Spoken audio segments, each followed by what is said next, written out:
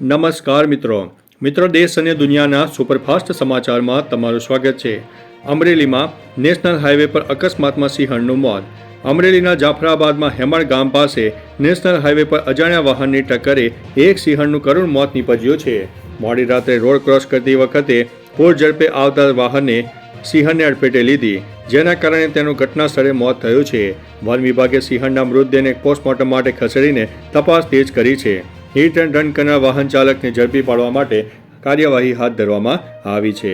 અન્ય મહત્વના સમાચારની વાત કરીએ તો બાંગ્લાદેશમાં આઈપીએલના પ્રસારણ ઉપર પ્રતિબંધ।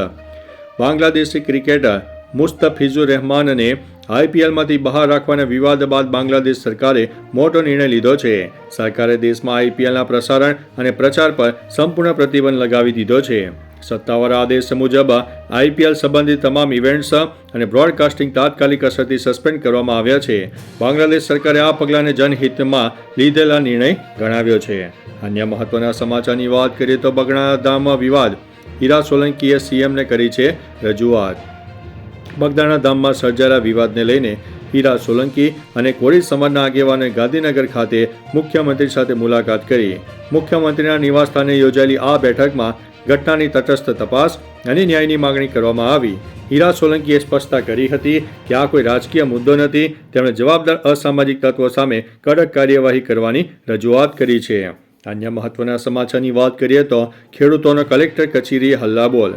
મોરબી જિલ્લાના માળિયા તાલુકાના 7 ગામના ખેડૂતોએ કલેક્ટર કચેરીમાં આવેદન સોંપીને ખાનગી વીજ કંપનીની લાઇનમાં પોલ ઊભા કરવા સામે પૂરતા વળતરની માંગ કરી છે।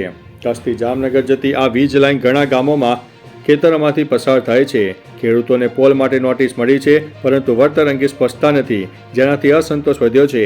ખેડૂત આગેવાન નંદલાલ કલ્લૈયાએ આ માહિતી આપી હતી।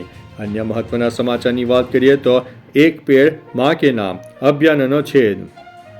વડાપ્રધાન નરેન્દ્ર મોદી એક પેડ માં કે નામના નારા આપી રહ્યા છે, ત્યારે રાજકોટની કોટડા સાંગણી સરકારી વિનયન કોલેજના આચાર્યે 12 વર્ષ જૂના 27 સપ્તપર્ણી વૃક્ષો કપાવી નાખ્યા છે।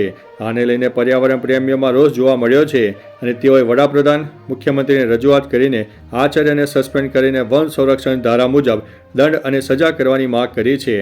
પર્યાવરણ પ્રેમી જતીન જાનીએ શિક્ષણ વિભાગના કમિશનરને પણ લેખિત ફરિયાદ કરી છે। અન્ય મહત્વના સમાચારની વાત કરીએ તો દમણમાં એસ પેકેજિંગ કંપનીમાં ભીષણ આગ। દમણમાં એસ પેકેજિંગ નામની ખાનગી કંપનીમાં ભીષણ આગ લાગી છે, જે બાજુની કંપની સુધી પ્રસરી ગઈ છે। આગની તીવ્રતા એટલી બધી વધી છે કે અફરાતફરીનો માહોલ સર્જાયો છે। ઘટનાની જાણ થતાં દમણ ફાયર વિભાગની 8 ટીમો તથા વાપી ફાયર વિભાગની ટીમ પણ ઘટના સ્થળે પહોંચી છે। આગ ઉપર કાબૂ મેળવવાના તીવ્ર પ્રયાસો ચાલુ છે। હાલ કોઈ જાનહાનિના સમાચાર નથી। અન્ય મહત્વના સમાચારની વાત કરીએ તો 8મા પગાર પંચમાં વિલંબનું અસલી કારણ। 8મું પગાર પંચ 1 જાન્યુઆરી 2026થી લાગુ થવાનું હતું, પણ હવે તેમાં 18 મહિનાનો વિલંબ થઈ શકે છે। All India NPS employees federation doctor Manjitsinh પટેલે દાવો કર્યો છે કે સરકાર યુપી વિધાનસભા ચૂંટણીને ધ્યાનમાં રાખીને આ વિલંબ કરી રહી છે। યુપીમાં 22 લાખ કર્મચારીઓના પરિવારો છે, જેનો રાજકીય લાભ લેવા માટે સરકાર એપ્રિલ અને જુલાઈ 2027ની આસપાસ લાભો પણ આપી શકે છે। અન્ય મહત્વના સમાચારની વાત કરીએ તો અમદાવાદમાં ગ્રામ્ય કોર્ટને બોમ્બથી ઉડાવી દેવાની ધમકી મળતા દોડધામ મચી જવા પામી છે।